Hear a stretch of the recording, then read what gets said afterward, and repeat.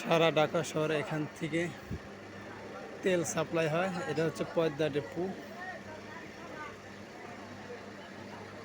দেখুন কত বড়, 48,000 লিটার এই একটা ডিপোতে ধরে। ট্যাঙ্কে 48,000 লিটার। আর যেটা হচ্ছে মেঘনা ডিপো, এটা পদ্মা ডিপো।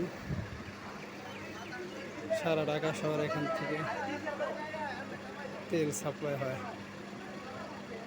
ডিজেল ওই যে সাপ্লাই হচ্ছে, প্রতিটা লরিতে লোড হচ্ছে ডিজেল।